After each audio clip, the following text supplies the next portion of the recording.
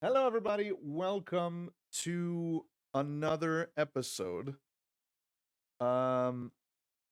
Oh, okay. That's the sound that I heard before. Czar, thank you for resubbing. 37, 37 months. I just did it to flex on Emily. 37 months. You're My fucking alert rude, that's what box, you are. my alert box has different sounds now. Uh, I didn't think it would stay like that. For it's fine. It's playing my Starfield specific alert box sounds. But welcome everyone. Thank you so much for being here. Today is session 35 of the Wyndburgh campaign. Today is Saturday, September 9th.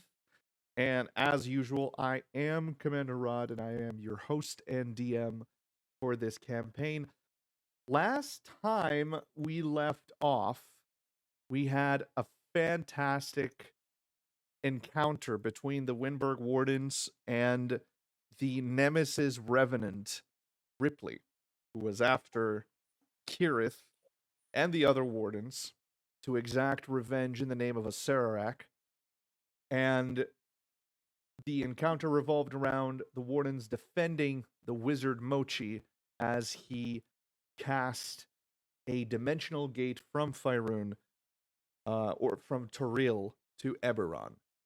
Um, and at the last second, you managed to get out of the way as Ripley himself awakened and started putting the beat down on all of you. Ethel, you are currently unconscious as you were hit by Ripley's attack. But as you all step forward, crossing the threshold of the gate, this transition is a surreal experience. Reality seems to twist and warp around you, and you feel as though you're simultaneously being stretched and compressed. The vibrant colors of the portal's interior surround you, and the sensation is disorienting, yet strangely exhilarating. For a brief moment that feels both eternal and fleeting, you exist in an in between state where time and space lose all meaning. You try to close your hands, but it's almost as if when you try to tighten it, your fingers pass through the surface of your own skin and continue on turning, revolving, twisting, and knotting itself around your body. You catch glimpses of otherworldly landscapes and bizarre creatures passing by like fleeting dreams. The cacophony of voices from countless dimensions fills your ears, and suddenly you're expelled from the vortex and crash onto the ground in Eberron. This transition is abrupt, and you stagger to your feet, disoriented and breathless. The world around you is drastically different from Faerun. The skies have this unusual red hue to them. And around you, you hear nothing. No crickets, no voices, not the sound of a babbling brook, nor the sound of whistling wind. This is a dead world. And underneath your feet, you feel as if the ground is about to give way at any moment. There is a feeling that the weave doesn't come here. That weave doesn't exist here, at least not in the way that you're accustomed to it. Kira, your Horai spirit, you feel it unbalanced. Gimnir, you feel as if your very soul is off balance. Saltbrook, you've been here before, but those years of being in Toril, those years of getting adapted to the weave of Faerun, it's jarring. It's difficult to be back here. Ethel, you find yourself shifting from consciousness to unconsciousness. And as your surroundings seem to have been taken in by all of you, Ethel, you feel your very life slipping away. What will you all do? I'm going to immediately stand up and draw my sword and just look around. Okay. Solbrook, as you stand to your feet, your heart is racing. There is a a near intrinsic discomfort of being not just back here, but being here at all. It's like a ringing in your ears from the sheer silence that surrounds you, and nothing but the rasp of your blade against your scabbard can be heard. You see twisted, decrepit trees surrounding you. In the distance, you might see a smoke column far, far away.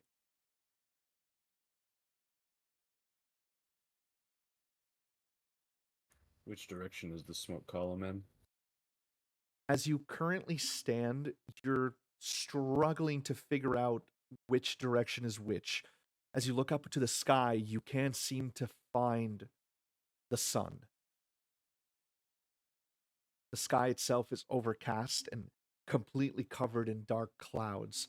The clouds themselves have this dark gray hue to them, but periodically there are these red lightning bolts that split the sky and just cover the entire surrounding area in their red, ominous, and aggressive glow. Looking at my surroundings, is there a building or like a grovel we can hide somewhere quickly? Give me a perception check. All right. While he does this, can Yep. Gimnir check on Ithilden's condition?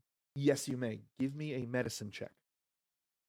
It's going to be an 18 for the perception, by the way. Okay. As you look around your surroundings, Saltbrook, you manage to see what looks like the ruins of a watchtower. The entirety of the watchtower, save for its base, um, have been has been destroyed, and though you can take refuge inside, it is essentially destroyed, save for this first floor. Better than nothing. Go to quickly advise the group to pick up Ithilden off the ground, and we need to get into the watchtower quickly. And with that, I'm going to set off towards the watchtower. Okay. Yeah, I got a 2 on that medicine check, so I am too panicked. Oof.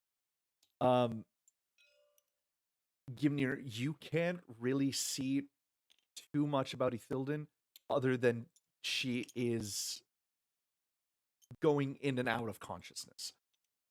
She is in the process of dying as it stands. Okay, Gimnir is going to place a hand on her shoulder and try and give her 5 health from lay on hands. Okay. As you do this, Ethel, you feel yourself stabilize. And you regain consciousness. Slowly, but you are alive.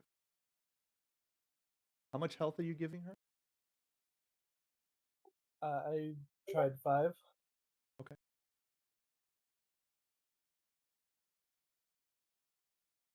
5 HP, Ethel, you are conscious. You're still heavily impaired, but you are alive. And your adamantine breastplate has been broken. Acceptable.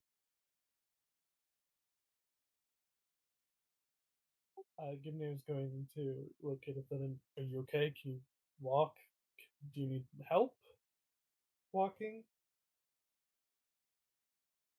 Like just like weakly like wave a hand. Like, is Kirith okay? And I look over to Kira.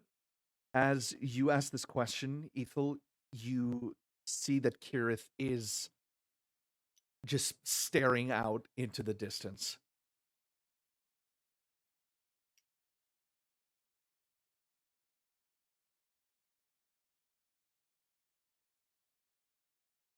Like, go to get up.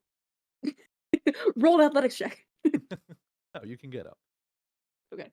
We need to get moving. The more time we stand out in the open, the more time there is to spot us. Come on, move. Another poignant reminder that I am moving towards the thing and get towards the thing. Get toward it.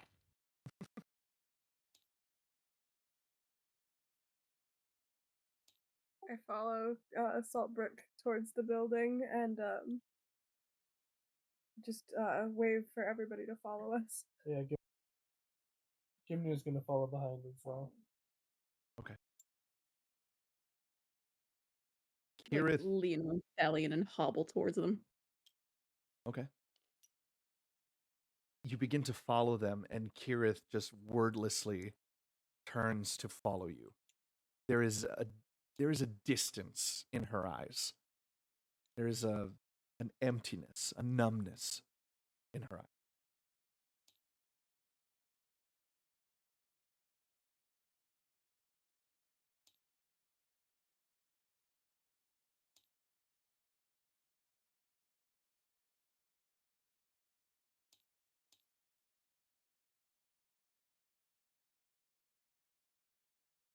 Okay, I took another level in Warlock.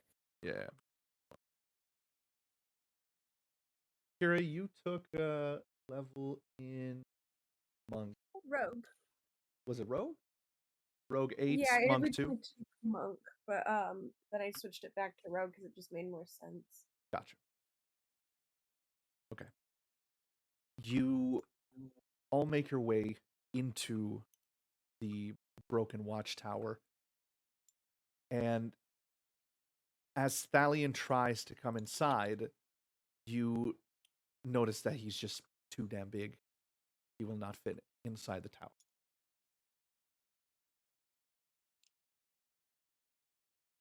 Oh god. Is there like nothing else around for miles? It's just like wasted.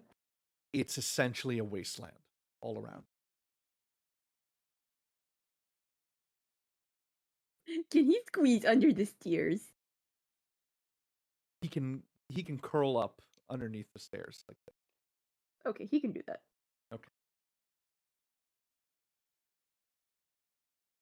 Going inside the watchtower, there is this sense of desolation within.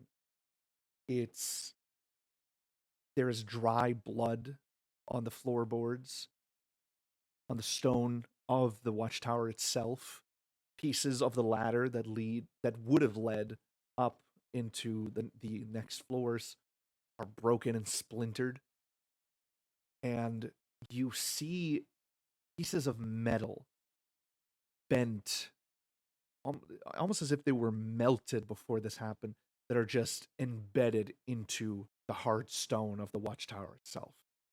Inside, you see tattered pieces of paper, ruined books, and shattered glass here and there from bottles and other assorted things. I'd like to post up next to the door, assuming there is a door, or at least the doorway, and just kind of look outside of my now limited field of view. Okay.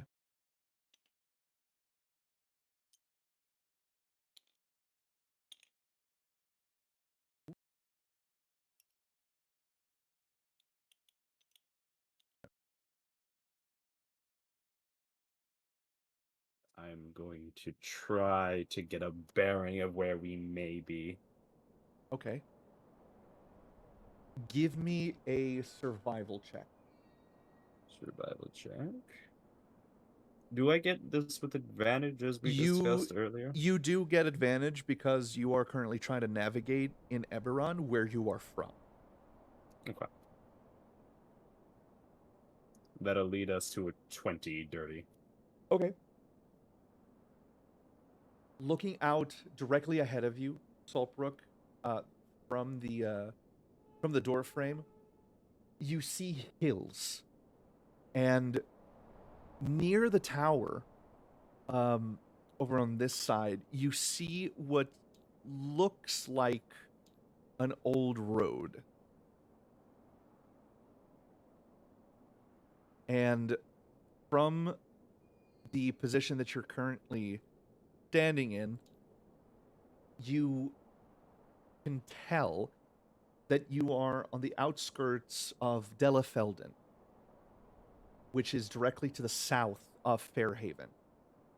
Those hills are to the east of Delafelden. You know that directly north of you there is a river, with, as far as you remember, a bridge that you will have to cross in order to reach Fairhaven. I see. I'm going to keep that information to myself just for the time being. They need to get everyone settled before we start moving again. Okay. And I'm going to slip back into the tower. Is there a door still, or is that just rotted away? Just rotted away. It's just a door frame. Alright, I'm going to step back inside regardless.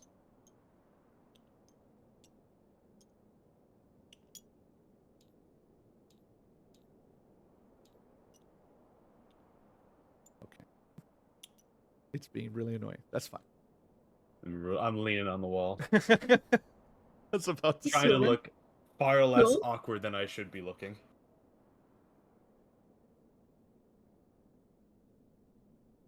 above For you. anyone... Oh, Oh, go ahead. go on. Go for it. For anyone perceptive enough to see me looking, you can tell that my eyes are just darting around the small tower, regardless of the fact that we're no longer outside and there's only one entrance. There's a lot of paranoia. So above you, there is no ceiling. There's no roof. It is caved in. It is destroyed. Directly above you, you see lightning continues to split the sky.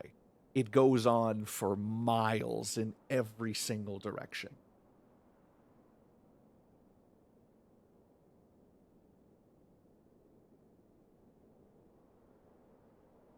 Just gonna look to the party members here just to make sure everybody got in. Looks like everyone did. As you look to Kirith, Bulbrook, apart from the vacant expression in her eyes, she's slumped down with her back against the wall, just sitting with her posture is just completely slumped. If there ever was an image of a defeated woman, this is it.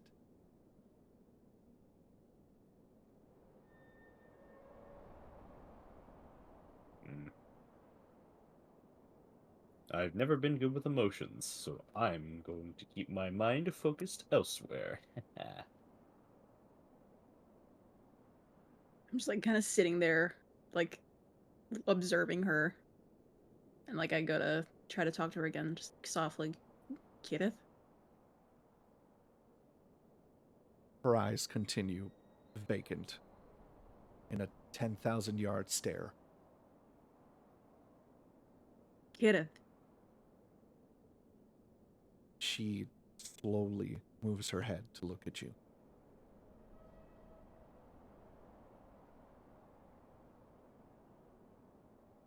I don't know what to say to her. I love her so much.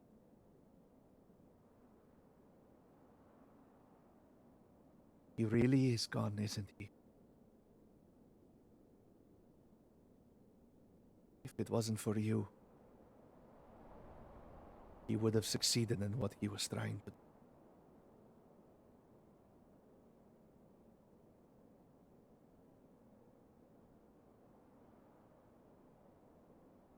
We're not just going to let someone kill one of us. Sorry? Gimli goes, well, we're not just going to let him kill one of us, one of ours. Don't mention the other Warforged. Don't mention the other Warforged. Don't mention the other Warforged. Listen, She knows. She knows. I know. this is your trauma episode, not mine. Yeah, this is true.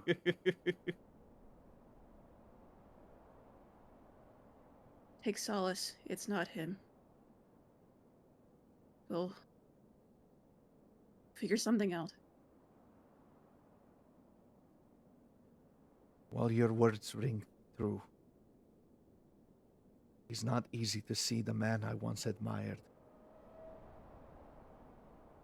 doing those things. Just kind of like awkwardly, vaguely nod. I'd like to see if my banner has done anything. Just gonna take a look at it idle-mindedly. Oh yeah. I mean, like, would anything have changed on our persons? Question mark. Well, that's for the DM to decide. Ulbrich, as you examine your banner for the first time since the fight started back in Faerun, you notice that there is a tear in the center of it. Clean tear. Not as if it was pulled, but struck by a blade.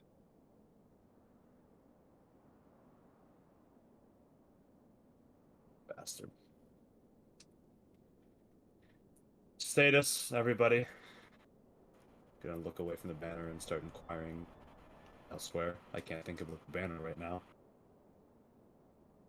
Minorly fucked, but breathing. Getting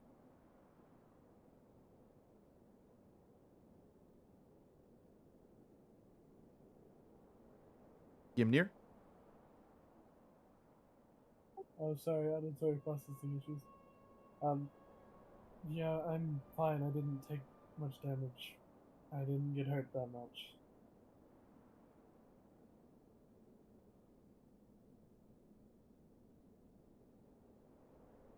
Gareth, how are you doing? She does not respond. Fair enough.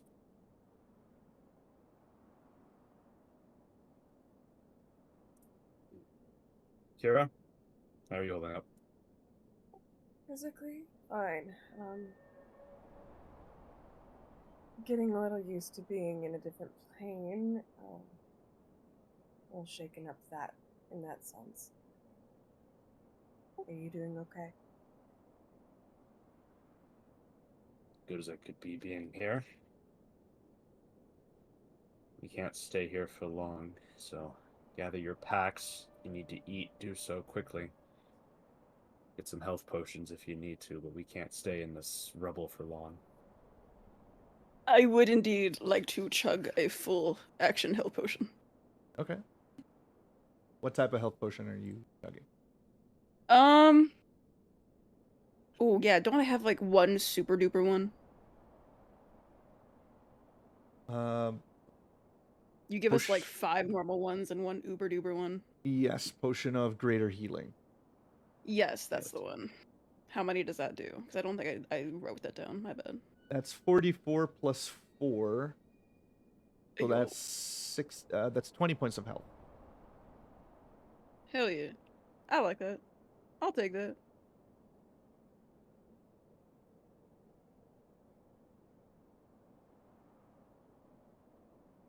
Look around in the rubble of papers and shattered glass and see if there's something that might resemble part, if not a full map, or anything that may illustrate where we have to go for the others who may not know precisely where we are. Okay. Give me an investigation. Investigation. With advantage on this case. All right. What It's were gonna you, be rank wise? 12.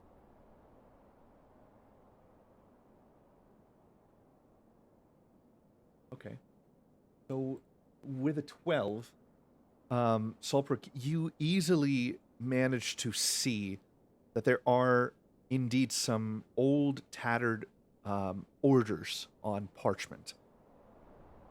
It's not too easy to read everything that they say, but you do manage to decipher that these are standing orders for the former occupants of this watchtower, and they talk about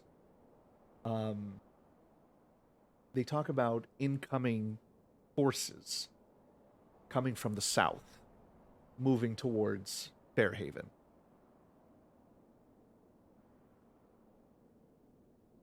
I'm gonna rapidly drop those orders before mind terror comes along.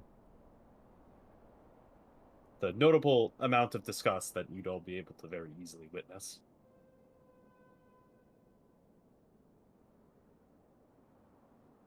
Okay. We have to head north. We're just outside of city near Fairhaven. Your lead, Captain. Please don't call me that. What was your rank in the military, Saltbrook? Captain Yagard. Yeah. Yes. Gotcha. Captain Saltbrook. Yes, Sick. sir. I'm gonna march my way over to the door frame, and I'm gonna take a little look left and right before you cross the road, and assuming it's clear, I'm gonna trundle on out. Saltbrook, as soon as you peek your head out from the watchtower, there is a tremor. An impact tremor. Far away. And as your eyes drift from left to right, something catches your eye on your left corner, on the northeast. And over the Star Peaks, the mountain chain to the northeast of Delafelden, you see a massive silhouette between the peaks, moving. And as it moves, you feel another faraway impact tremor. And it stops. The figure stops moving. From this distance, you can't quite make out what it is that you're looking at, but you can link two and two together. I'm going to just recede my body back into the tower for now. Maybe we should rest up here for a little bit, gather our strength. We kind of almost got our asses kicked off. What even was that? Worm. Water? What? I said worm. Water. No, it is water spring. Delicious. Saltbrook, give me a history check. History time. With or without advantage? Again, advantage on this one. Advantageous. No, it's going to be another 12. You don't know its name or the name that it was given, but you know what that is. We talked about it. I do not recall. Big scary. I'll message you. Sure. Yes. Perhaps it is.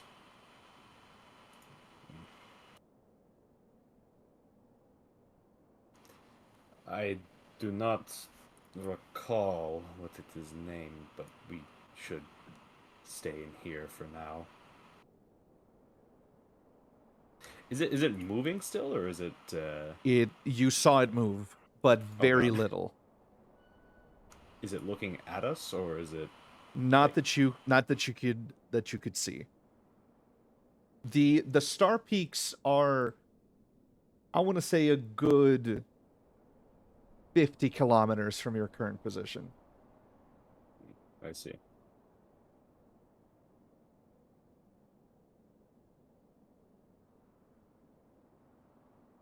Yes. We can... Would I be able to tell the time of day? Very cloudy, but... As you try to discern it, Saltbrook, there is this dim light that, as you remember from your time here, following the last war, time is a bit difficult to tell. It's a constant dim light. At night, the lightning keeps everything illuminated. During the day, the sun does not shine. I guess it doesn't matter. We can rest for a few hours.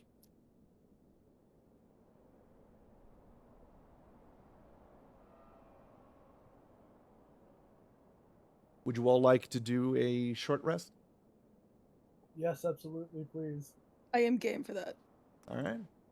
Short rest it is. I'm gonna take a nap. I'm gonna take a nap right here. Do not reset maximum HP changes during this rest, and do automatically apply healing with dice result.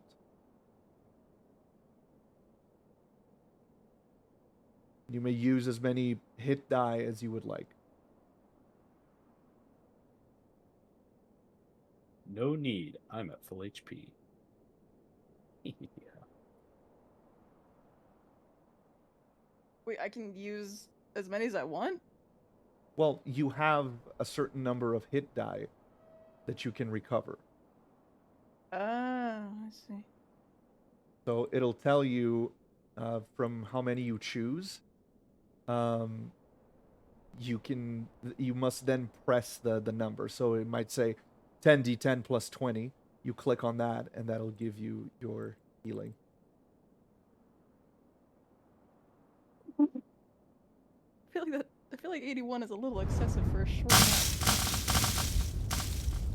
Jeez. Okay. Kirith, Kirith is up to 81. 81 HP.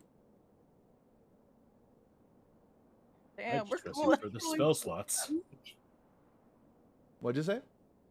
I only rested for the spell slots. Well, there you go.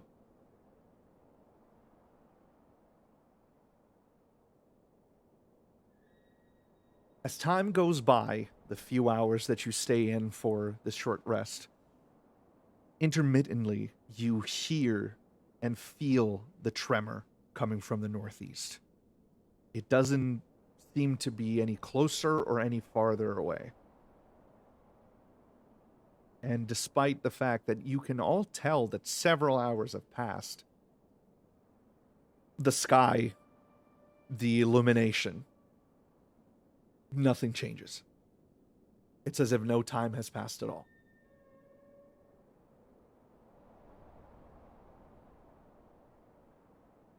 I don't like this place. I don't blame you. My elven roots are disoriented. Ooh. Ethel, you see Kirith stand up to her feet and, slap herself in the face with both hands, trying to focus, trying to snap out of it. She takes a deep breath and stretches her arms to the side, and she just... Okay. Okay. No more feeling stupid. No more. I am good to go. You're not stupid. You've been through a lot. I smack her lovingly on the shoulder. Yes, but feeling sorry for myself is a bit stupid when we have things that need doing. So, she claps her hands. Where to? North. In Yep. haste. I am as Ready as I will be. How do we know which way is north? There's hills over that direction, and that means that's the east. Which means we have to follow the road this direction. I'm going to point up to the north. Which means that way is south, and that way is west. Fair enough. Lead the way. Aye. You all make it. Going to- You all make it for the road. Yes. All right. I'm going to have my hand constantly on my sword as we walk. Your sword. I see your sword is as big as mine. Just everyone stay close and watch your step. I'll bring up the rear and Thalion, go see what you can see. You're sending him I'm ahead. also trying to Yeah. follow. Tell Than that there's a bridge that we're going to have to cross to make it into Fairhaven. Whether or not it still stands, I don't recall. And if it does, there may be bandits on the way. Thalion takes to the sky, and Ethel, you can tell that he's flying a bit awkwardly. There's a bit of hesitation to the way that he's flying right now. Is the air like actually denser here? It is. Damn, my team isn't checking, by the way. Ew, shut the fuck up.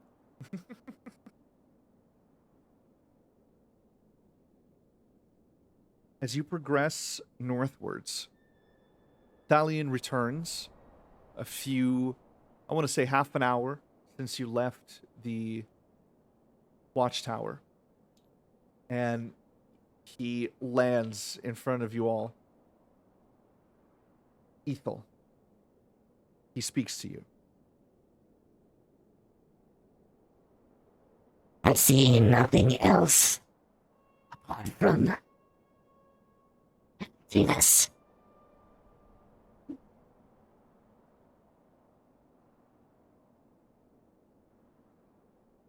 I just kind of like stand there a second.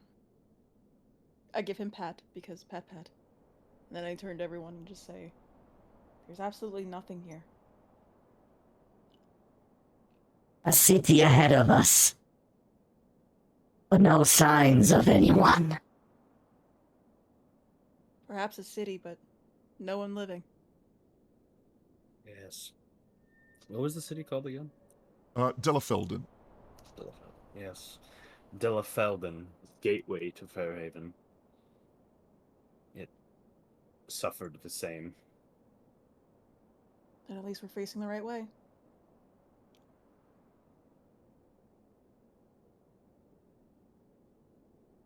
I believe the trundling shall continue forth.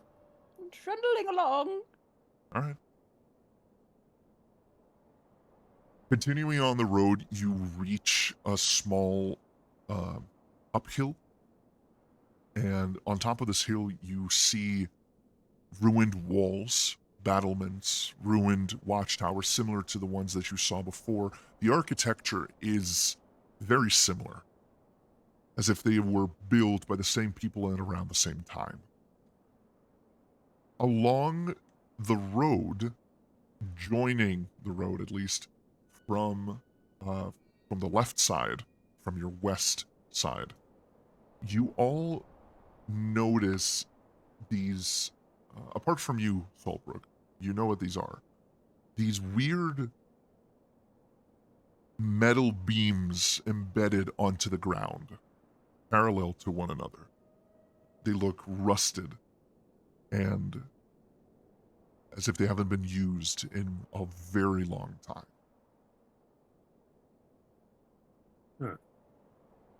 I wonder if those still work.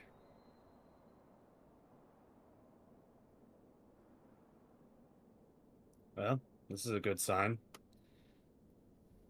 We should be getting somewhere soon.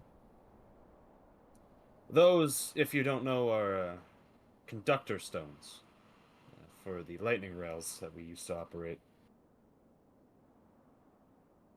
Lightning rails.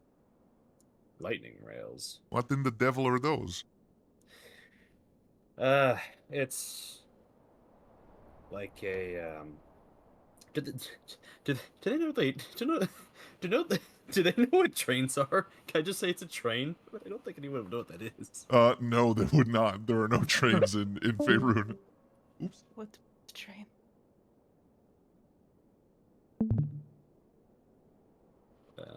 Test TC. Oh, there we go. Returned. Hello. Sorry, my laptop closed by accident. It's all good. House Orion operated a series of train lines and a large international train line throughout Corvair and the rest of the empires here. The stones are, I believe, creations of House Cannith. And, they formed a railway network of these large... I haven't seen anything like them in Eberron, so where we came from, so I presume you don't know what I would be speaking of, but they're like large boxcars, or boxes with windows on them, and they float along those conductor lines using a bit of magic and an engine. That's what it is, an engine that would push forward using electricity, or lightning, I suppose, more accurately. So Gimnir looks at Saltbrook and just goes, "To be fair, I don't understand most of what you say." These make big bucks go fast. So, like a trade caravan. Yes, like a trade caravan, but there's no horses or and far less people operating it as well. But they don't. They follow these stones exclusively. They don't go on road or anywhere else. So they're like the Warforged. They're not. No. She motions with her hands vaguely. No. They are made of metal like the Warforged, but they're not alive. They are controlled, and magic flows through them to make them operate. Not so much so a living being. Machine. Could they become a living being? I would hope not. And that would be a sad life to live, going back and forth between a few locations for the entire life. Then who are we to say that they should be used that way, honestly? Well, they're not alive. So, it's not a question of morality.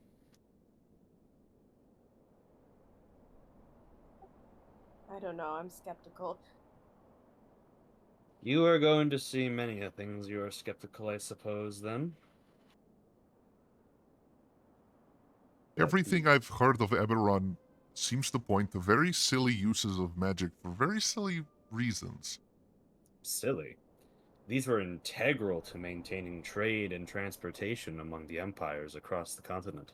What might take a trader caravan weeks to do, a train could do in days. Huh. Some people just have too much of a rush to enjoy life. Others take it slowly.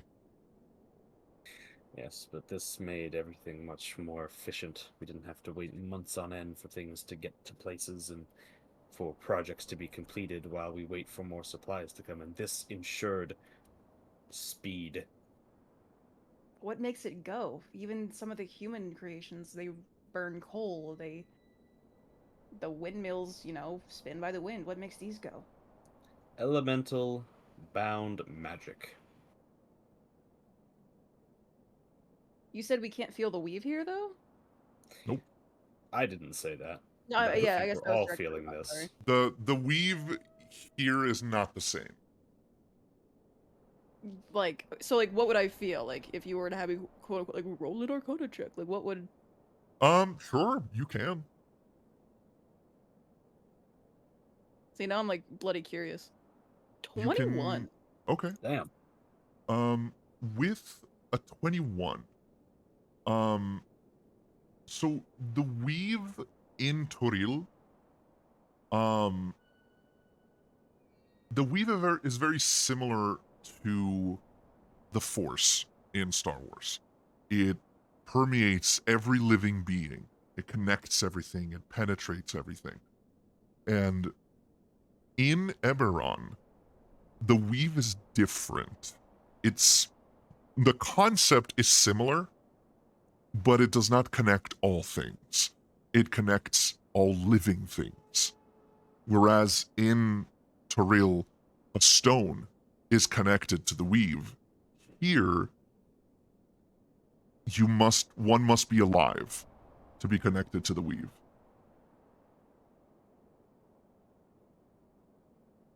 Place is barren of magic. What do you mean there's magic here? This place is barren of life. But I'm gonna create bonfire to prove my point. Roll an Arcana check for me, Saltbrook. Oh no. Goober. 14.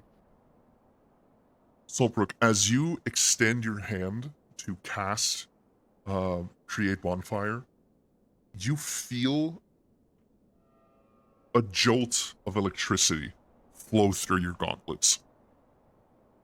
And nothing happens. Skill issue. That's Oh not my so good. God. I'm going to try it again. Okay, roll another Arcana check. 19. Okay. Saltbrook, as you, again, extend your hand to use Create Bonfire, there is a flicker of flame on the ground.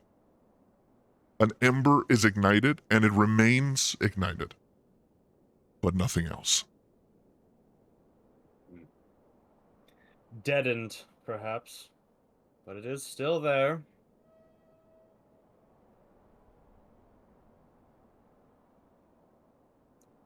And I assume we've kept walking this entire time. Yes. Yes, naturally. As This you... place- Oh, go on. This place was different when I last walked the streets with other living people. But there's been such death and carnage that I don't believe the weave is much more what it used to be. It's become turmoiled and hating itself. You look at the sky for all the evidence you need of that. As you all continue walking, you reach the top of the hill that laid before you, and you all see two things. Directly ahead of you, you see the walls of Delafelden, and it seems like a ghost town. There's no lights in the windows, no smoke rising from it, no sound emanating from it. And on the side of the road, Saltbrook, you see a broken down lightning rail cart.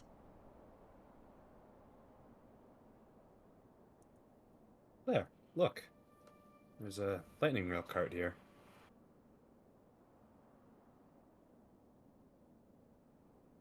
I'm just going to approach the old lightning rail cart. Upon approaching the lightning rail cart, Saltbrook, you first smell it. Decay in the air. The stench of death, of rot. And as you walk alongside the lightning cart, you see that there is a gaping hole on the side of the cart. And inside, you see them. Dozens of people. Dead. Half-rotted skeletons. You see what might have been a man holding on to what might have been a child. What might have been a woman.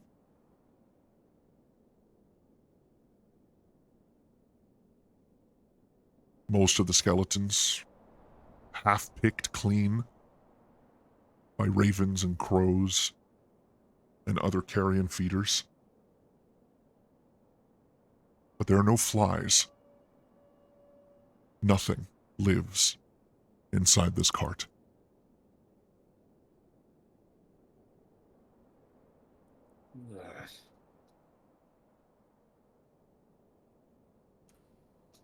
Right. The joy that had been upon me has fallen.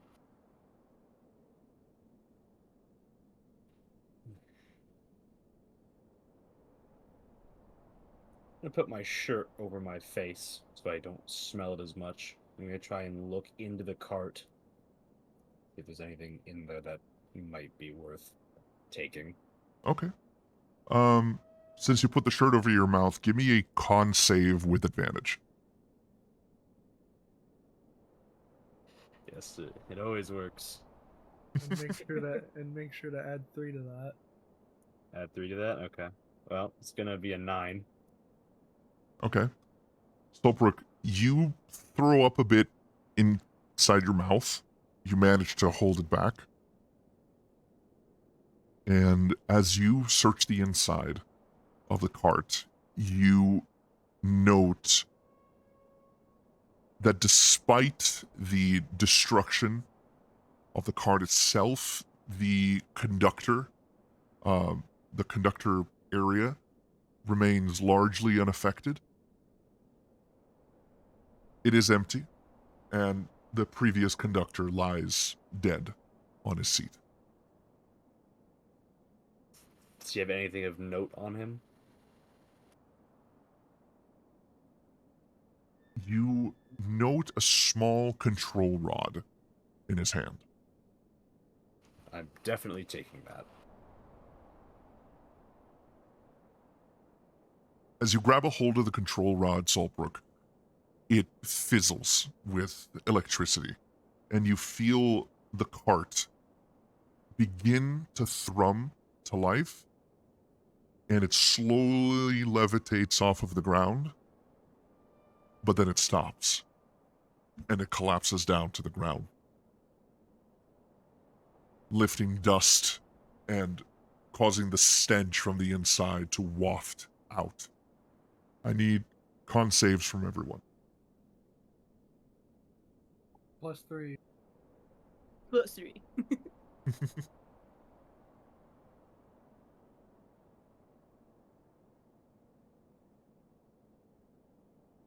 That'll be a 10 for my wounded ass.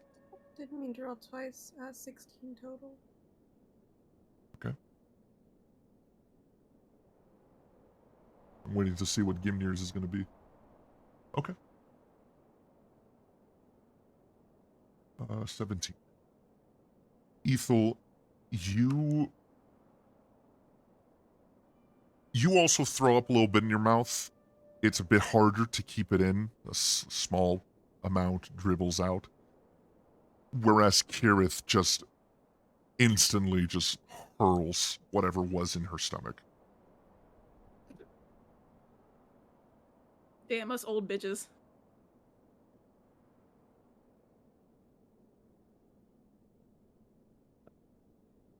That's a little bit of extra joy put into Saltbrook, but I'm just gonna pocket the conducting rod from now and jump out of the cart. All right. Ahead of you, the city of Delafelden stands.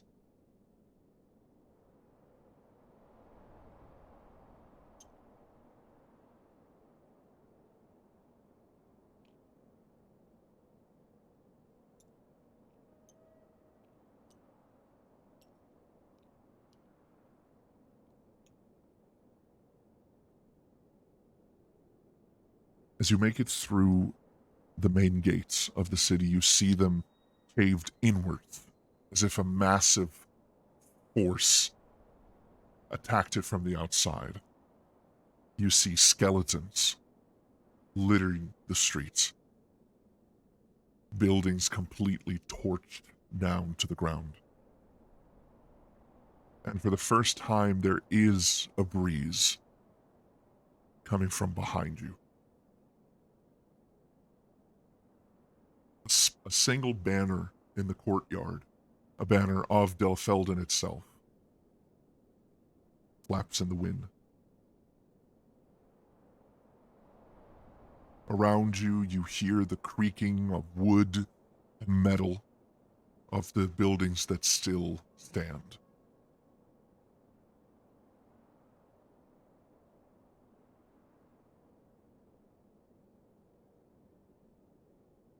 I need perception checks from everyone. Always king. With or without advantage? No advantage.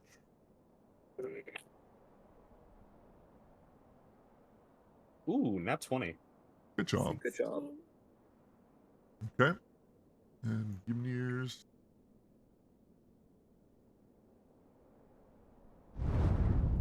Also,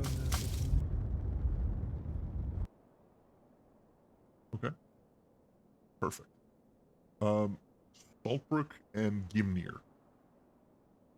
You two are the first to see this. In the distance, among the corpses, you see small figures that dart from one side of the courtyard to the other.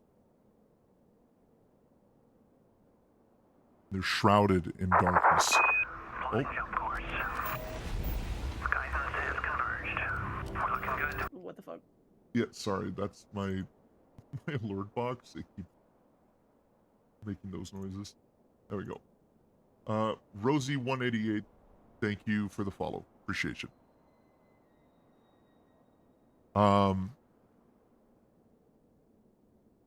Saltbrook and Gimnir, you see small figures silhouetted running among the corpses in this courtyard.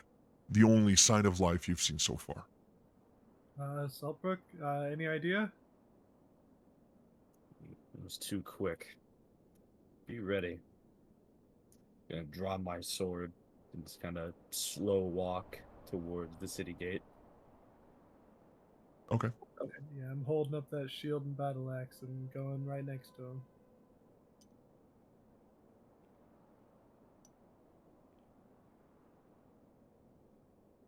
As you continue into this courtyard, there is a tension in the air. And in the alleyways, the dark alleyways that surround the central courtyard to the city of Delafelden, you all sense movement through the alleyways. Nothing big, but quick and silent. I signal Thalion to kind of go circle again. Okay. Just kind of like stay ready, but, you know, airborne. As Thalion takes up into the sky. Oops. Thalion takes up to the sky, and as his shadow passes over the courtyard, you see that where his shadow touches, there are inklings of movement. As if whatever this is trying to stay hidden.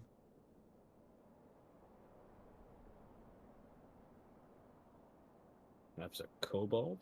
I'll talk back to Gimnir. Is that what you see? I do not know. It's Is there- small. Is there magic afoot? I doubt it. Arcana check! Can I get a closer look at all? Like a better look? You could attempt to climb one of the buildings. Sure. Okay.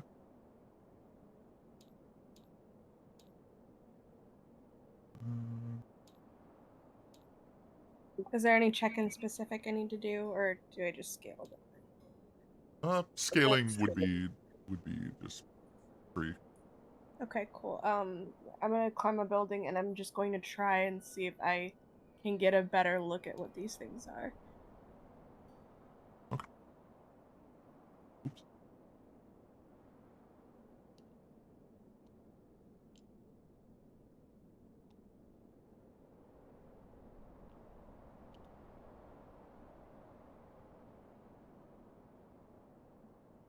Kira, as you climb up one of the buildings to try and get a better view, you don't fall off. In fact, you manage to get to the top, and as your eyes focus into what these small shadows are, give me a perception check. 29. Kira, what you see, it shakes you. You see what appear to be children in rags, covered in dirt and dried blood, trying to stay hidden from all of you. And as you manage to focus your vision on one of these children, you see one of them rummaging among the corpses.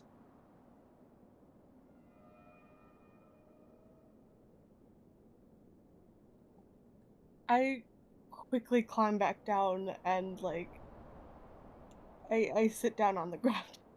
I have to take a minute. Okay. Gimli goes up to her. Are you okay? What did you see?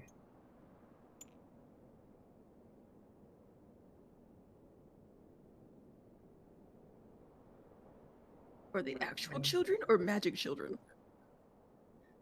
Yeah, Tessa has a headache right now, so she's stepping out. That's okay.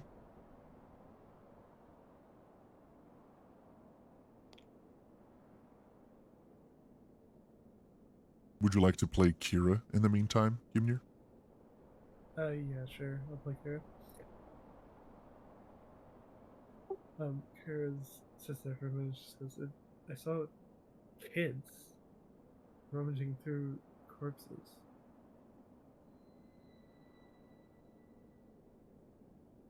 Scavs. Like actual children or like undead? Yeah, like actual children.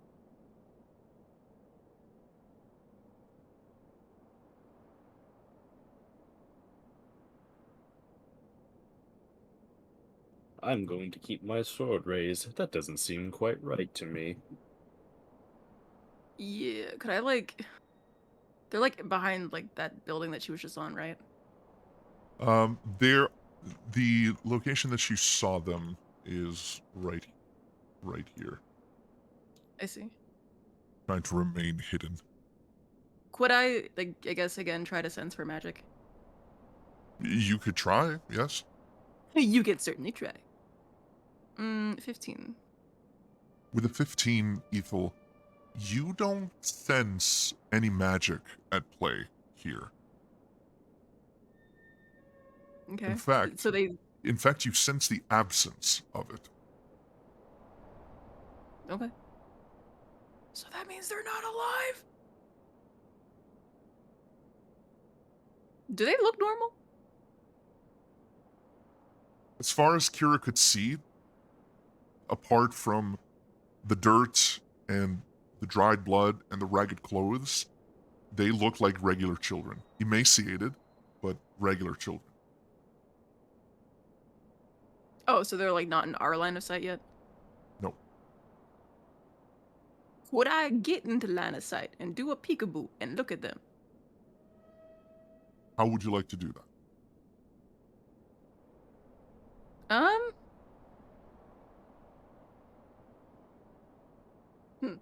See, I do have high stealth, so perhaps like sneak along the edge of like that house and just kind of take a peek around the edge, or like go to the back of it and take a peek Yeah. around. Give me a stealth check.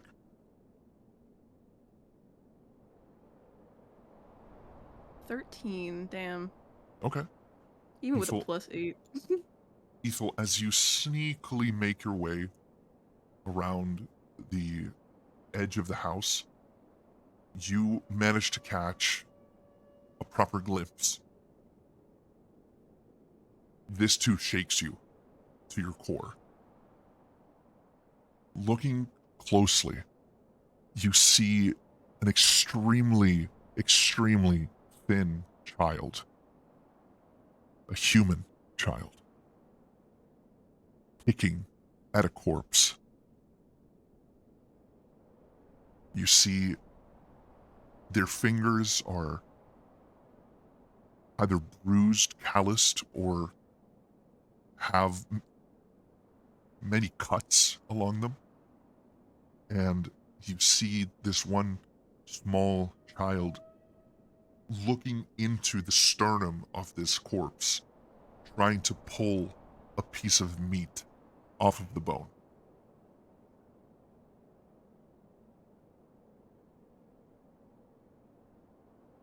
And as he manages to rip a piece, you see him just put it in his mouth and eat it.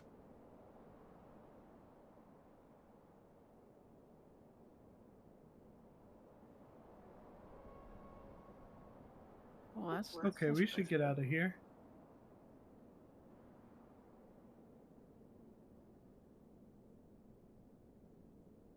Like now.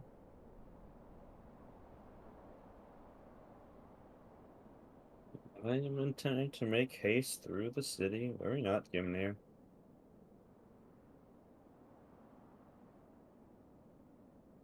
You all begin to make your way through. Yeah. Gimir does not want to stick around, and he pulls Kira up and helps her along. Making your way through the courtyard, as soon as you all begin to move, Ethel, you see the boy lift his head up, almost like a wild animal. His pupils contract for a moment, and there's this sense of unmistakable terror and desperation in his eyes, and he scurries away.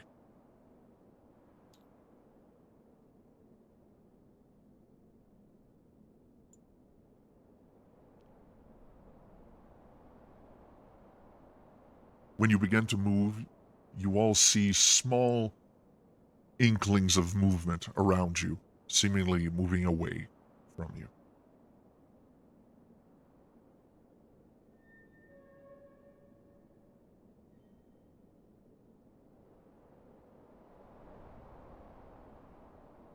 And as you continue your journey through the city,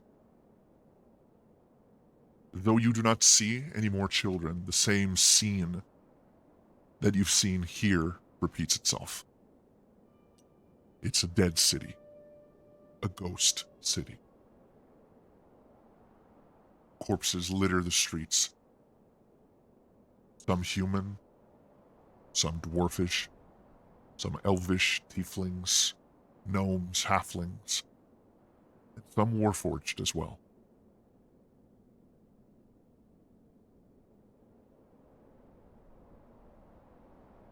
Would I recall the location of any military installations in the city? Give me a history check. With or without advantage? No advantage on this one. There'll be a 14. Okay. With a 14, Solbrick, you know that a barracks would be present, but where it should be, there's nothing but a burned down building. Suppose that's understandable. Keep moving, I guess, through the city. I don't want to linger in the Scav town for too long. Would I perhaps observe one of the dead Warforged? Okay, yeah, you may. No, you may not. Approaching one of the dead Warforged, Ethel, you note their garments, tattered and somewhat discolored.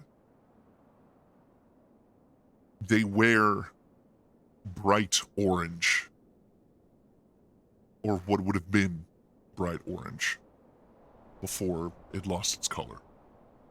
And on the faceplate of this Warforged, you see this symbol.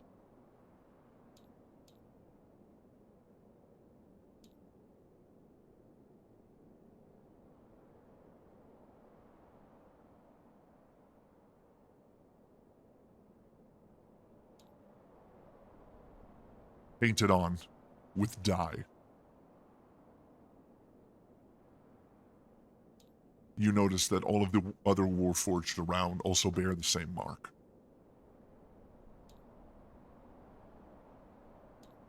I'll just paint it over.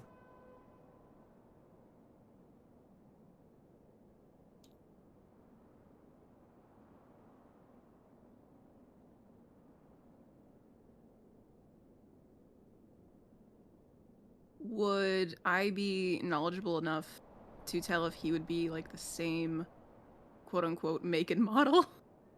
as Grin? Give me an investigation with advantage. Okay.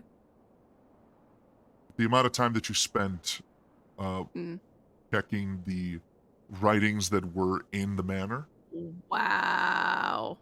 Okay. you would be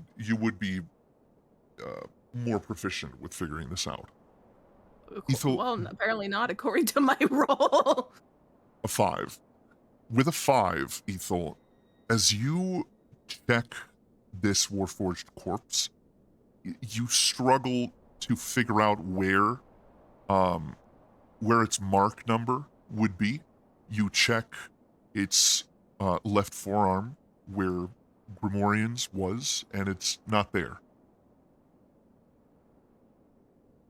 And you see in its chest, same place where Grimorian's core was, you see a large burnt hole. The metal surrounding it melted inwards.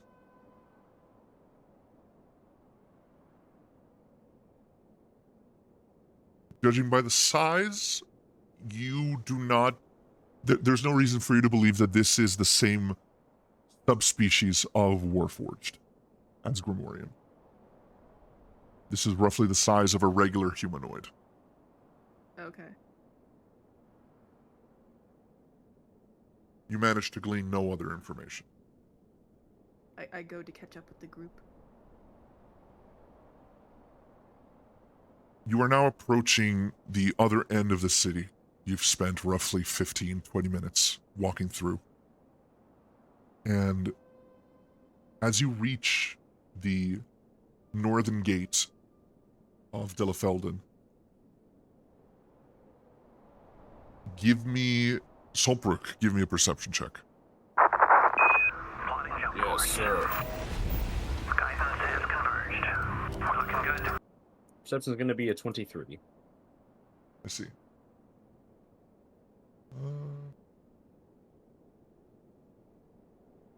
Polar Busini, thank you so much for the follow. And that was a 23. Okay. On a 23, Saltbrook. Oh.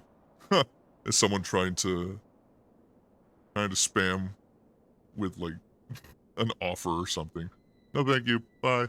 Anyway, on a 23, Saltbrook, you managed to discern on a wall painted on with blood a message. And it says, if you made it here, turn back. For nothing but death awaits you. Fairhaven has fallen. This certainly seems to be an old, caked, bloody patch, I'd presume. Yes.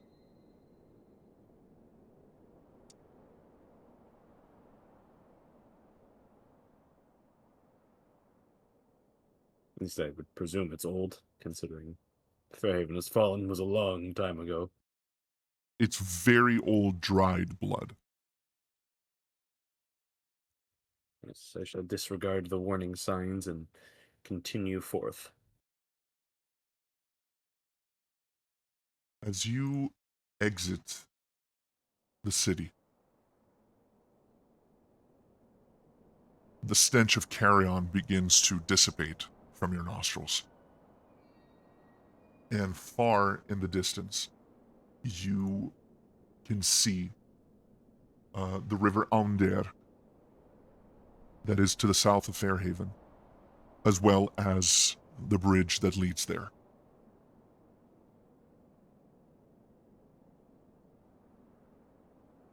And as you continue on your way, you all feel another tremor. Your eyes instinctively move to the northeast.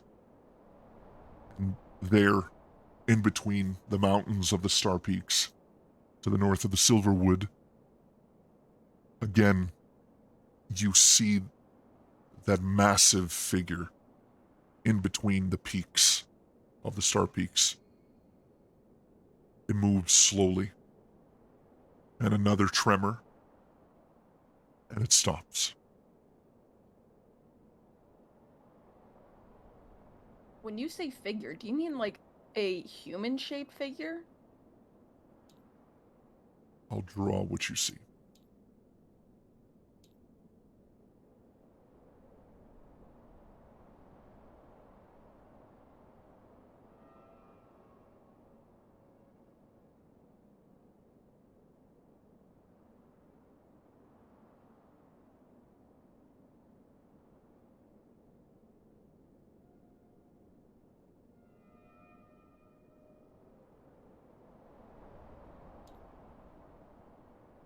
You see the mountains, and in between those mountains, you see a figure that towers almost as tall as the surrounding peaks, as it moves slowly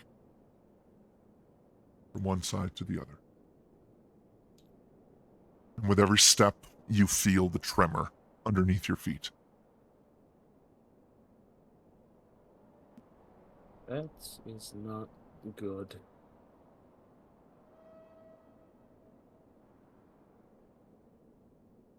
Saltbrook, is that thing friendly? No.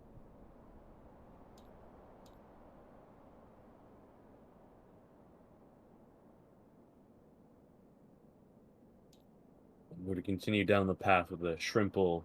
Nuh-uh. Give me nuh-uh. Nuh-uh.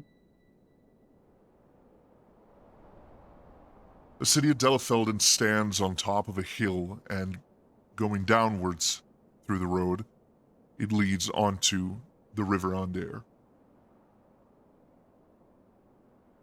And as you approach the bridge, I need perception checks from everyone.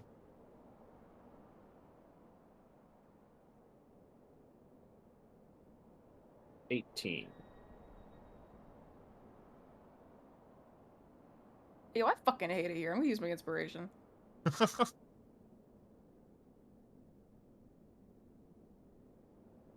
There we go. There's numbers I like to see. Fuck.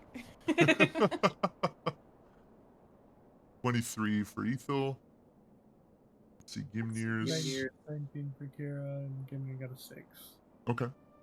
Ethel, you are the first to notice the River Aundair runs red. What's it smell like? You smell nothing so far. The breeze that existed within the city is no more.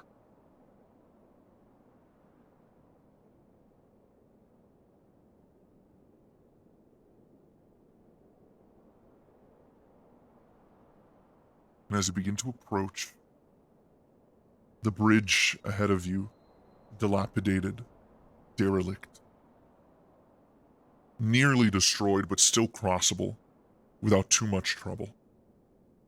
Looking over the side of the bridge down onto the waters of the River Aundair that flows east into the Scion Sea,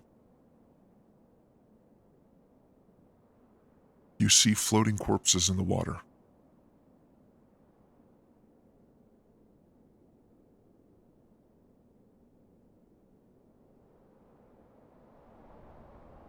Wonderful. Glad that hasn't stopped.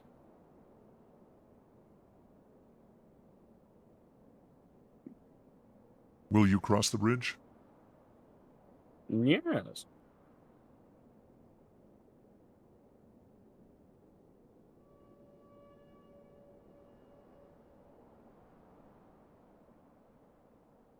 I will go first and give it a little jumpy, since I am the lightest of foot. The bridge still feels solid in the area that you're using. From one side to the other, it has lost most of its leftmost side. Most of it collapsed. You see scorch marks along the edge of it where it has collapsed, as well as other scorch marks along its length. And those Old. bastards missed. I've actually done something. They hit it. You call Old this a scorch mess? marks. And where these scorch marks sit, there are potholes, craters that sit on the surface of the bridge. Oh, the miss. They were supposed to take the damn bridge out, not leave it standing.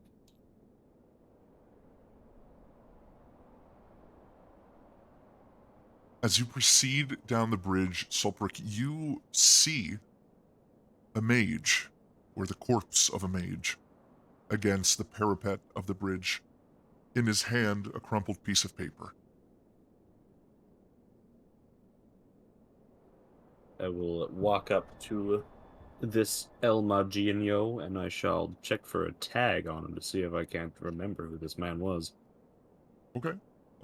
Give me... Give me a history check.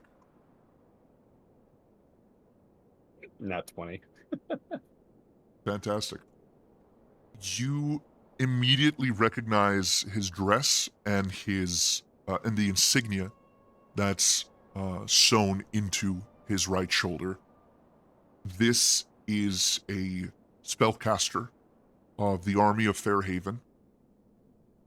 You never served with this man, but you know of his unit, the Blood Tusks. And this is a high-ranking spellcaster. Higher ranking than you, roughly a major. And in his hand, there's a crumpled piece of paper.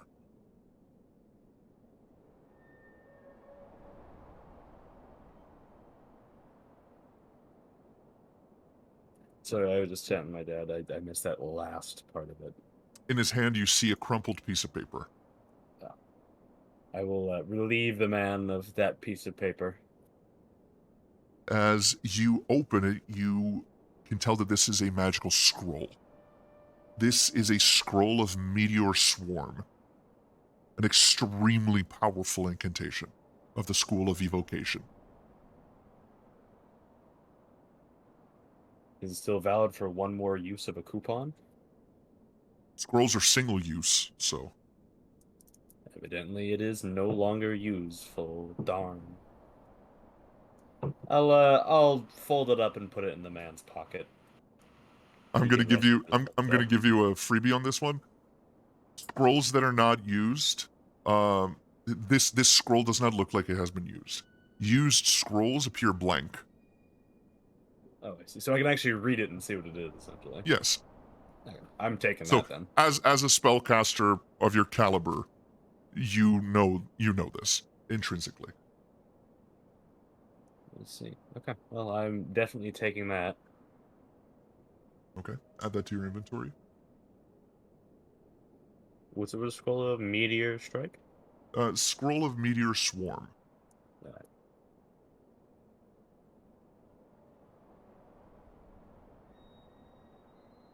And Meteor Swarm is a 9th level spell. Holy shit. Yeah.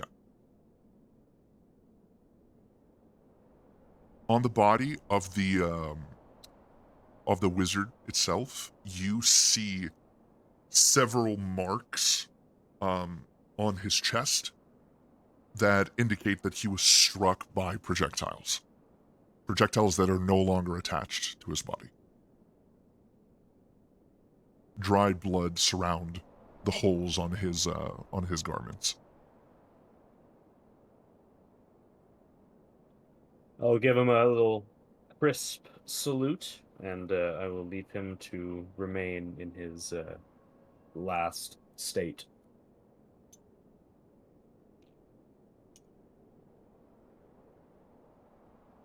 You all reach the other side of the bridge.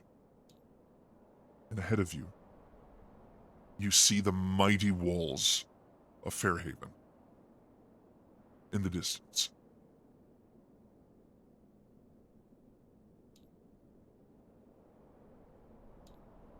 There is a sudden shift in the wind, and a breeze flows from the city towards you. And the same stench of carrion that you felt before flows into your nostrils. Albeit more potent this time. Solbrook, you were used to the forest surrounding Fairhaven from the south. These were evergreens. These trees never changed colors on their leaves, no matter how potent to winter, no matter how potent to summer, they always remain the same color.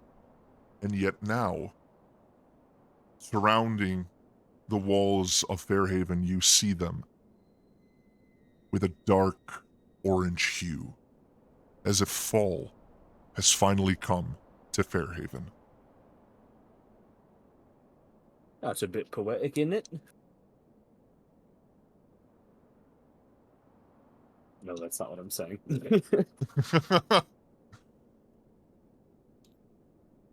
As you reach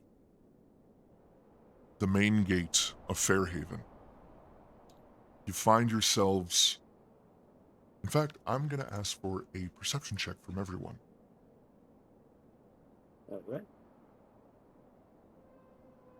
It's going to be a 22. 21. No way. 14 from Kirith, 19 from Kira. Sorry, my thing's being a little slow. All looks good. like a 13. A 15? 13. 13. Okay.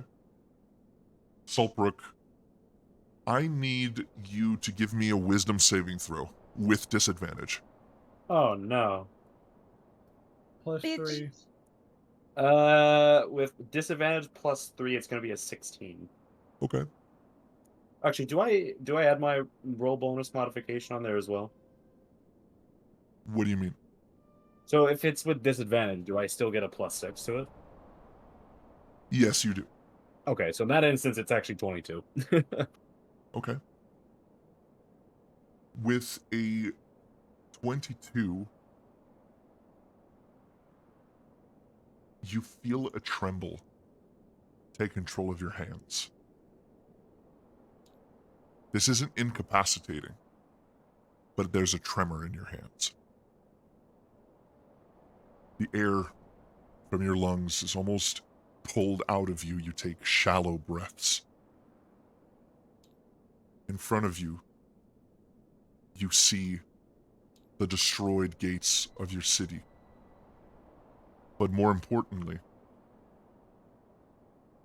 you see a sea of Warforged destroyed at the gates. In the city itself, a single torrent of rain seems to be falling down upon it. As you look around, it seems to stop on the borders of the city itself. It's only raining in there.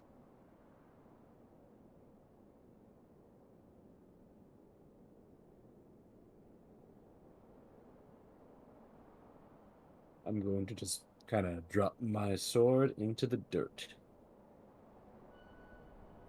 And I kind of lean on the old flag pole for support. Because, ouchie, my hands and head go. No.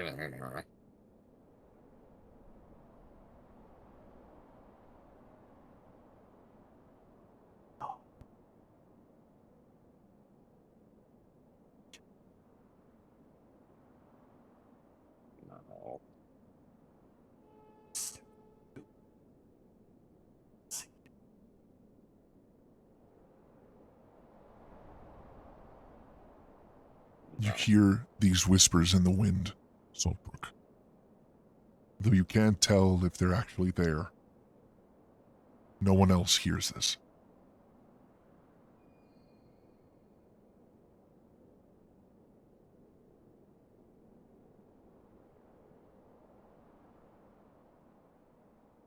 Just gonna keep holding on to the old pole and trying to recover my brain. 'Cause words.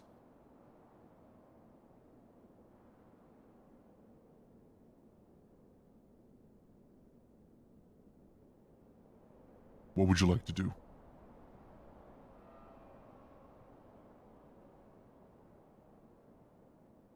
I think it's probably... I'm just gonna observe the field for a moment. Try to ground myself in reality.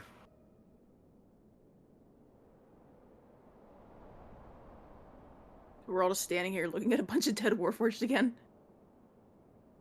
It's a Yep. sea of them. You see no less than 10,000. Oh my god.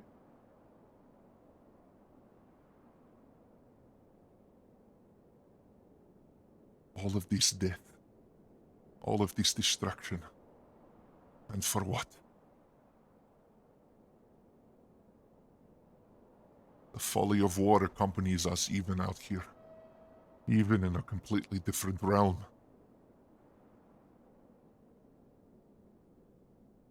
Is this still a good idea? After everything? There's no more folly than us defending ourselves. But we came here to do something, and I don't think we should step back now. I'm going to lean down to pick up my sword and put it back in its sheath. If we saw what a fucked up human being could do, what would a corrupted Warforged do to the world? I'm just going to kind of extend my hand and look behind me at the sea of dead Warforged. Your answer has already been... Your question's already been answered.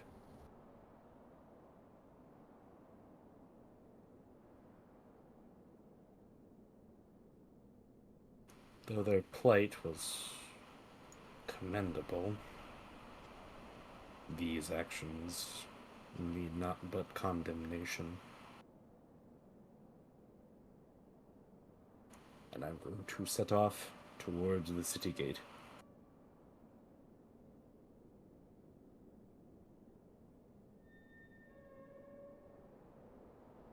Ethel, would you like Thalion to continue airborne or land?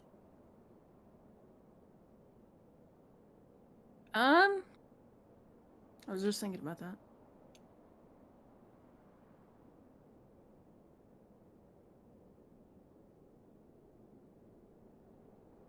So long as flying in light rain isn't a problem for him, I would prefer him being kind of our eyes and ears Okay. while we, I guess, rummage through dead bodies. Am I right, gang? Woo! We should really take a step back and evaluate our lives and what got us here. It's far too late for that now. I think what you're trying to say, Gimnir, is evaluate Mochi that brought us here. Oh yeah, he's on thin ice too. I feel like the man has been on thin ice since he was born.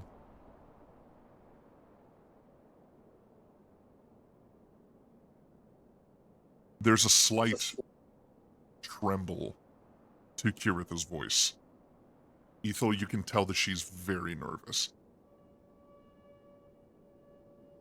I would like to give her hand a squeams. As you do, she looks over at you and she says, I'm fine. There's nothing to worry about. There's the sea of dead, very dead warforged. They're totally not going to come back to life and eat us alive. Yeah. Well, I'm glad you're okay, because I don't know if I'm doing too hot.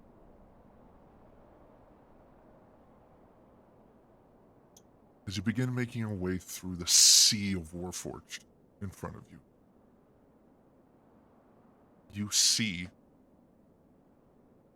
mangled bodies, some of them still standing, but doubled back, broken on their hips, with their upper torso just hanging uselessly backwards onto the ground. Their weapons, their shields, their armor, rent, melted, broken. As you approach the main gate, no portcullis to speak of, just the arch. The same silence that permeates the wasteland around you continues here.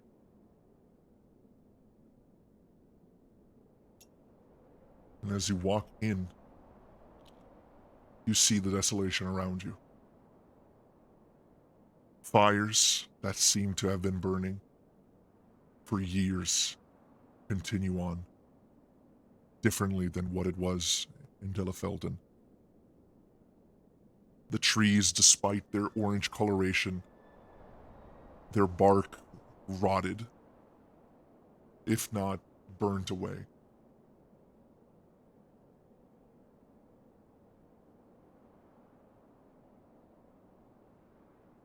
And among the bodies of the Warforged, you begin to see organic corpses. Men, women, young and old, scattered about. No ravens or vultures to speak of.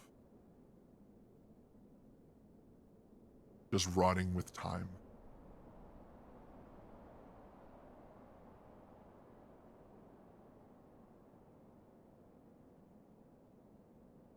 We thought once they'd reached the gate, we could stop them here, but there's just too many of them. Solbrook, in your mind, you recall the images you saw that day. Thousands of warriors of Fairhaven, paladins, rangers, fighters, monks, spellcasters, clerics, all of them united hand in hand. Dwarves, elves, humans. The combined might of Fairhaven stood as a wall against the Warforged. You remember the pounding on the gates. You remember the tremors upon the earth with the marching feet of 50,000 Warforged.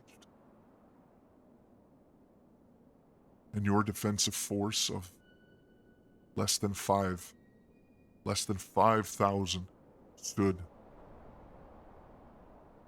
Archers on the walls, pikemen waiting behind the gates. And yet it was not enough.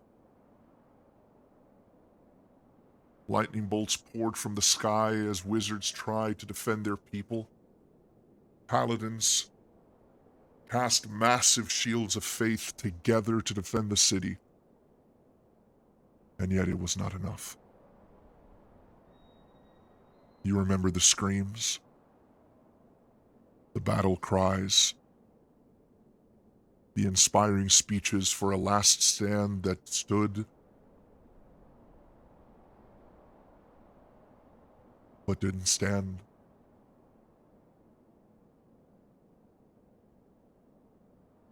And as you look around Saltbrook, your eyes betray you, for they dare not look in the direction of your home. You know what awaits you.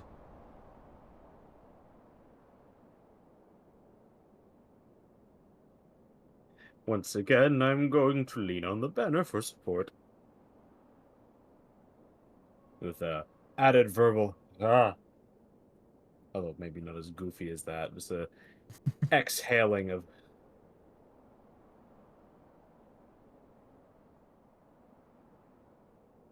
But my eyes shall be transfixed on mine home to a degree of which it is hard to not notice that I am simply staring at something. You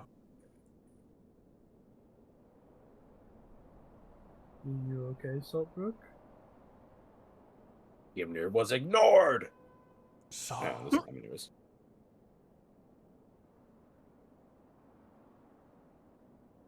You Search the big ones. what Okay. must do.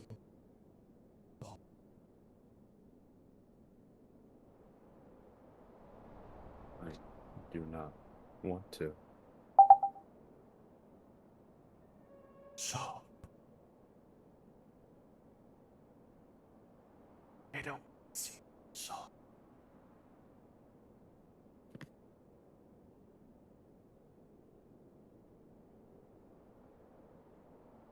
I'm going to gulp. Very gulp-like. In the loud sort of gulp. Well, he experiences psychosis. I kind of just What like a helpful and friendly way to help a friend having a mental breakdown. I'm so glad I'm Listen. traveling with you. nice voice changer laugh. That was really funny. Oops. Listen. Yeah. Oh, was it a spoiler? Oh. No, Listen, as it fellow... wasn't a spoiler. Okay. Well, then we're gonna give Silberg a task. I kind of like vaguely say to the group, just search the big ones, the juggernauts. They'll have a serial number on their left forearm. All And I right, then. start searching buddies.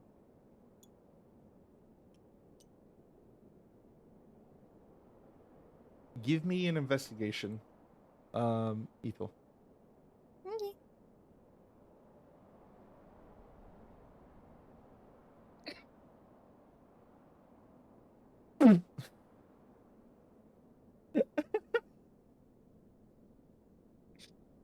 Not one. Pissing, shitting, vomiting, convulsing. Alright. Ethel, Lay it on me. the image of all of these corpses weighs on you. Everywhere you look, you see his face. Everywhere you see a hand, it reminds you of his hand holding onto your ankle.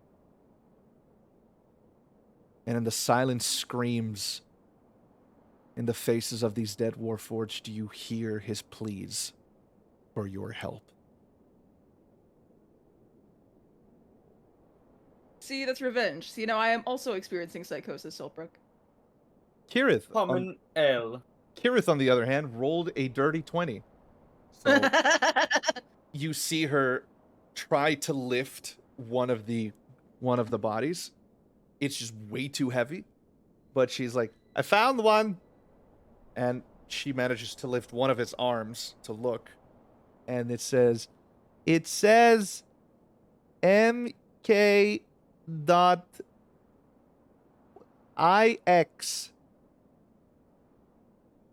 The last digits.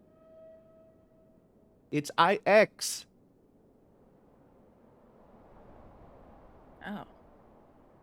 Wasn't Grimm's written in just like normal and it was like 100 or something? Mm-hmm. Okay. That stands Like for I'm that stands for Mark 9, yes? I guess. Am I looking for numerals or like Arabic numbers? What she sees are numerals. Yeah, but I'm asking you what was Grimm's. Grim had Arabic Okay.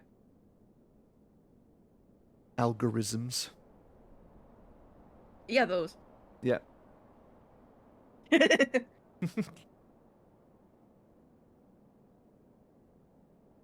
Of the looking co- for common numbers.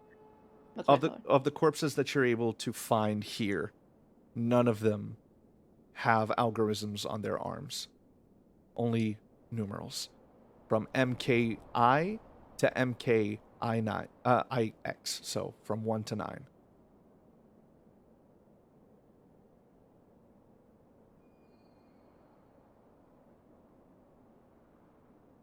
I see.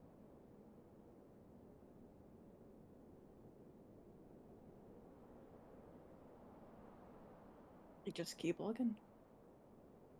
Solbrook, what will you do?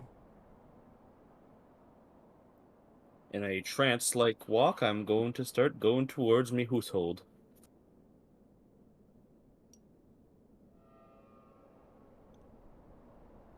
Gimnir will be following him cautiously behind.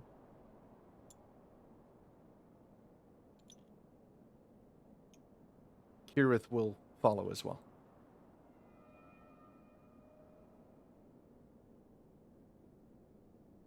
You make your way through the destroyed streets. Death, destruction, in every direction you can see. Let me just something because I need to. Okay, there. I had to remember which one it was.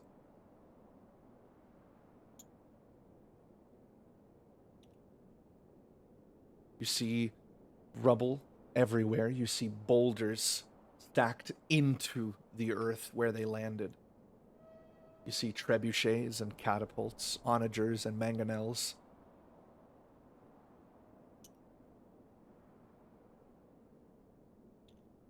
And the same silence as before permeates the surrounding area.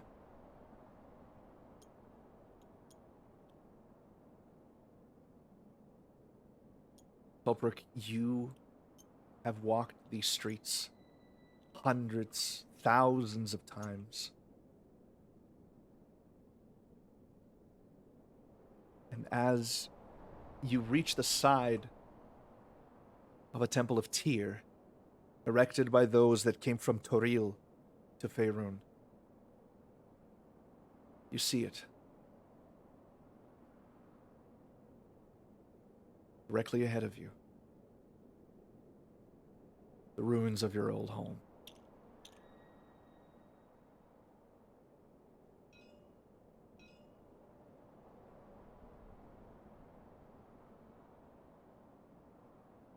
I'm going to take my hat off. Put an inspiration on your page. Yes, sir.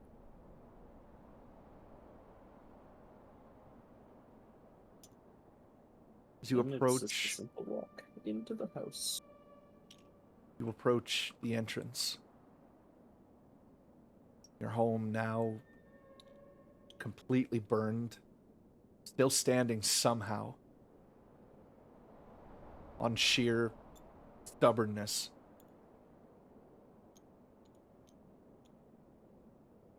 Will you walk in? Just gonna turn around. Do not follow me unless I call for you. And with that, I'm going to take 2 steps backwards, spin about, and go into the house. You all watch as Saltbrook makes his way through the main door frame of the house, broken in half. And as you walk in, Saltbrook, you see the stairs that led to your wife and her workshop. You see stairs that led to your daughter Lyra's bedroom. There's nothing but ash here. And to your right, you see the door you fought so hard to hold closed.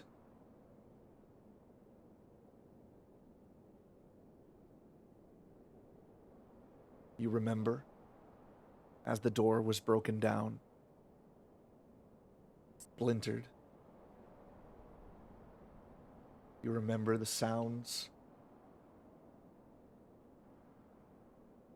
Sounds you have tried so hard to forget.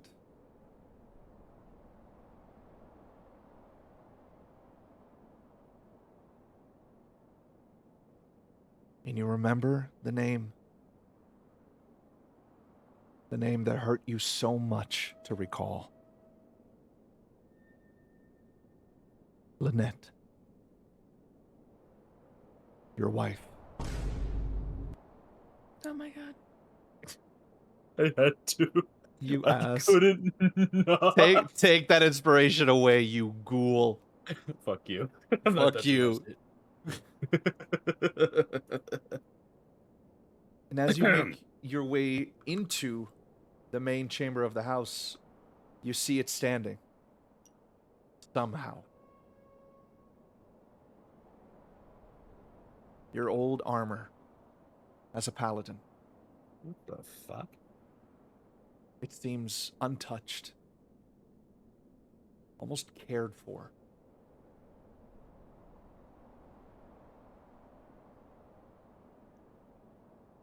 Can't be right.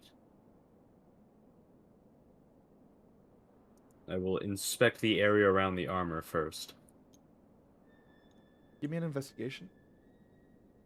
Investigation. And give me 1 second. Because Damn, I'm using check that something. fucking I'm using that inspiration. I'm not accepting a 6. I will, however, accept a 16. Give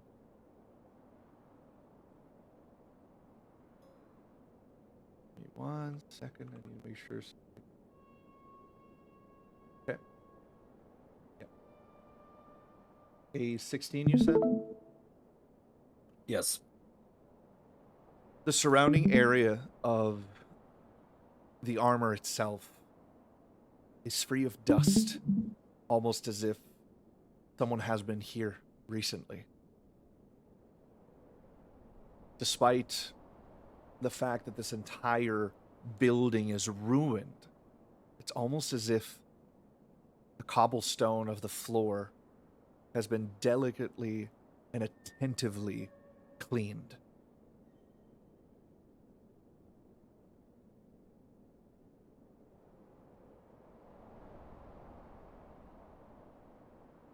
As if untouched by time, this spot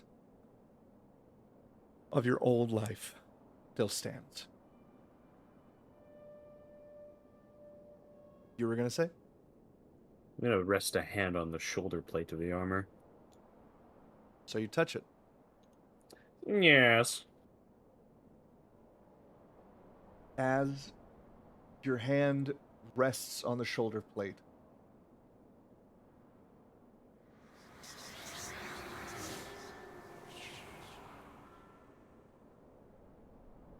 you feel a wind erupt from behind you, and your banner slips from your hand, and it collapses on the ground next to the armor. You feel a presence behind you.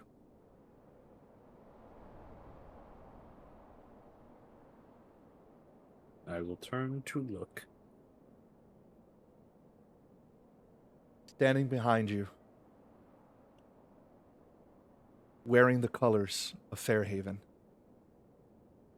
shield in hand, your wife's glaive in her other hand, hair as dark as the night, and eyes stricken blind, white and milky. You see her. Your daughter, Lyra.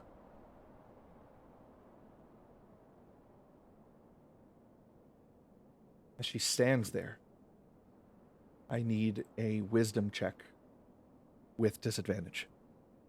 Wisdom check with disadvantage. It's gonna be a 5 or 7 rather. Is that +3? Nope, Nope, too far. not even that. Simply not even there. Stolbrook, as your eyes lock onto the visage of your daughter, uncontrollably, tears begin flowing. And despite the damage to your left eye, your tear duct still works. The trembling of your hands transfers to your knees. You feel a shortness of breath as the visage of your daughter stands in front of you. Her eyes blind, blood streaks instead of tears flowing down her face. She wears the armor that you once wore, an exact copy. But instead of clean and pristine, it's dark, rusted.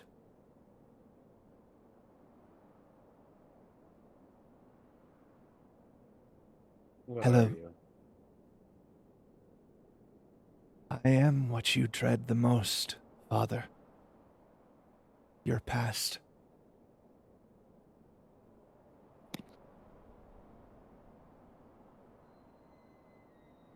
Just gonna look back at the armor real quick to make sure it's still shiny and clean. It is. This does not make sense to me.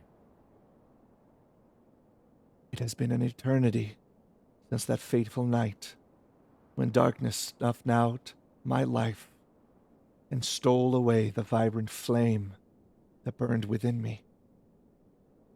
I stand before you now as a revenant spirit, trapped between the realms of the living and the dead. I have wandered these ethereal plains, haunted by the pain of our shared past. But today, Father, I come not to torment you, but to offer you a chance at redemption.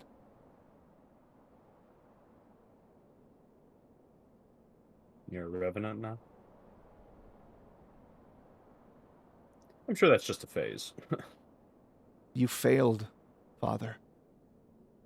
You failed to protect me, your beloved daughter, and my dear mother. In that moment of despair, when evil's grip tightened around us, you faltered. You succumbed to fear, allowing you to extinguish the light that once burned so brightly in your soul. But I refuse to let that define you. I refuse to let our story end in tragedy. There is a way, Father. A way for you to kill the pain of the past and forge a path towards redemption. And it lies in the crucible of battle, where you must face me and emerge victorious.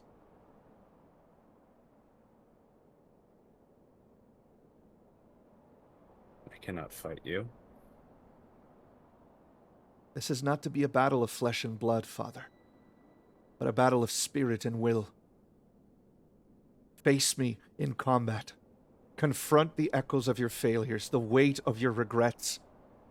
Let every strike and every parry be a testament to your strength, to your determination to rise above the mistakes of your past. But if you do, know that I shall be relentless. For it is in this relentless pursuit that you will find the strength you seek.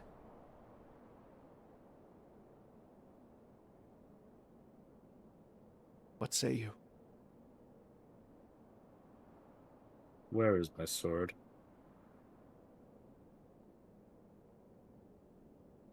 It is where it has always been. The basement?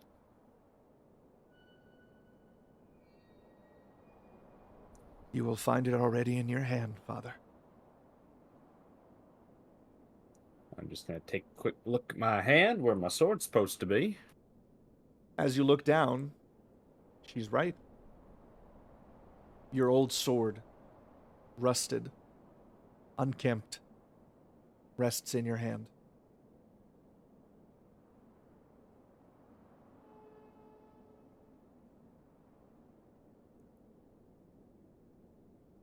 I can't fight with this. It's dulled, rusted, weak. As is your spirit. The pain you carry is not a burden to be discarded, but a crucible from which your strength must be born.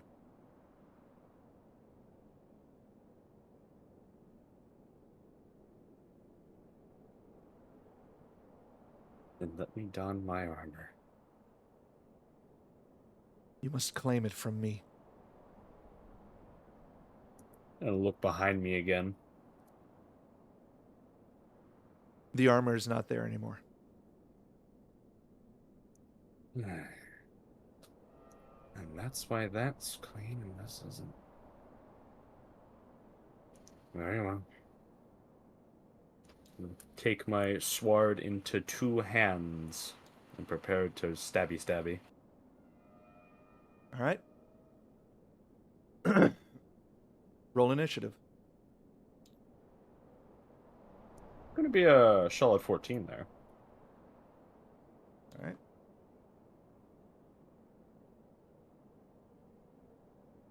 Now, is this the funny sword that we discussed, or just my current one?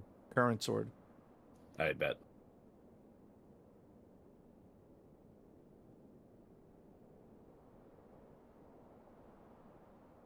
And we will end it here for now. We have been going for 2 hours. We will continue this next time on Wyndburgh. Goodbye, everyone. Bye-bye! Everyone, thanks for watching. I appreciate it very much. Rosie188 and Polar Bassini, thank you so much for your follows. And I will see you next time. I didn't forget you, Rowan. I know you asked for this, and I couldn't do it at the time, but I can now. Kermit the Frog signing out.